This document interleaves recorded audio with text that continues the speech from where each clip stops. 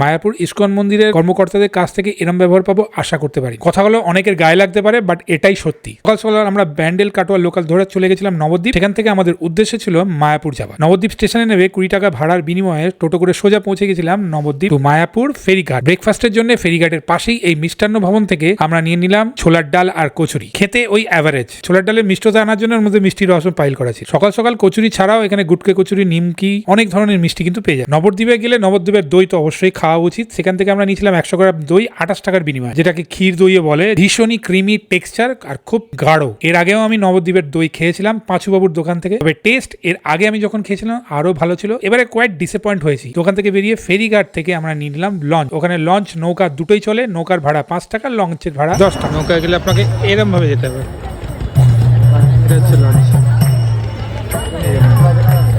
10 টাকা। লঞ্চ থেকে নেমে 10 টাকা টোটো ভাড়ার বিনিময়ে ডাইরেক্টলি পৌঁছে গেলাম মন্দিরের সামনে। ফ্যামিলি নিয়ে গেছি। একটা হোটেল বুক করে সোজা দুপুরের কুপন নেওয়ার জন্য পৌঁছে গেলাম গদা ভবন। লাঞ্চের জন্য 2 ধরনের কুপন পাওয়া যাচ্ছিল, 150 টাকায় টেবিল চেয়ারে বসে, আর বুফে লাঞ্চ 80 টাকায়। আর আমরা দুটো 150 টাকা স্পেশাল থালি কুপনই কাটলাম। লাঞ্চের সময় গিয়ে দেখি ওখানে উইকডেজেও প্রচুর ভিড়। যথারীতি লাইন দিয়ে ভেতরে ঢুকলাম। টেবিলের ক্যাপাসিটি অনুযায়ী ওনারা কিন্তু বেশি করে লোকই ভর্তি করছিলেন, যাতে তাড়াতাড়ি কিউটা শেষ করা যায়। সুতরাং একটা গোল টেবিলে 4 জন কি 5 জন ঠিকঠাক বসতে পারেন, সেই জায়গায় আমরা 7 জন বসেছি। যথারীতি একজনকে একটু টেরে বসতে হচ্ছিল। কিন্তু ভেতরে যারা সার্ভ করছিলেন তাদের ব্যবহার কিন্তু খুব একটা ভালো না। তারা তো কোঅপারেটই করছিলেন না। আমরা অনেক কষ্ট করেই বসেছিলাম। এতেও বলছেন ওনাদের জায়গা না দিলে ওনারা নাকি সার্ভ করবেন না। কোনো রকমে ম্যানেজ করে বসার পর ওনারা খাবার সার্ভ করলেন। 11 রকমের আইটেম ওনারা একসাথে এমন ভাবে সার্ভ করলেন ব্যাক টু ব্যাক, যে খাবারটা ঠিক করে খাওয়াই গেল না। ছেলেরা তবু তাড়াতাড়ি খেতে পারে, খেয়েছি আমি। আমার সঙ্গে অনেকগুলো মহিলাও বসেছিলেন, তারা তো কোনো রকমে খেতেই পারেননি। মনে হচ্ছে গলার উপর কেউ খাড়া ঝুলে দাঁড়িয়ে আছে, কোনো রকমে খেয়ে দিয়ে কোনো রকমে উঠতে হচ্ছে। আমি বলবো এর থেকে 80 টাকার কুপন নিয়ে নিচে বসে আরামসে খাওয়াই ভালো। খাবারের স্বাদ নিয়ে কিছু বলা নেই, প্রত্যেকটা খাবারই ভীষণ পরিষ্কার পরিচ্ছন্ন,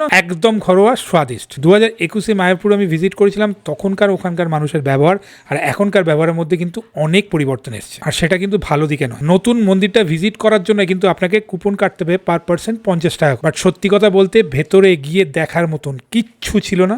শুধু ওখানে গিয়ে আপনাকে কাউন্সিলিং করা হচ্ছিল ওনাদের কমিউনিটিতে জয়েন করার জন্য, কিছু ডোনেশন করার জন্য। আমি সত্যি কথাটাই বললাম। আমার এই কথাগুলি যদি কারো খারাপ লেগে থাকে তার জন্য ক্ষমা প্রার্থী। গেলাম, এটা দেখতেও পড়েনি।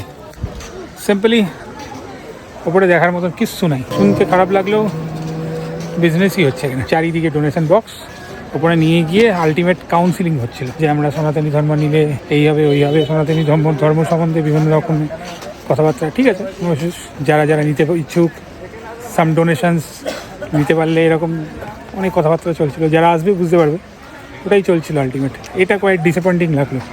এটা কিন্তু বছর 4 আগেও ছিল না।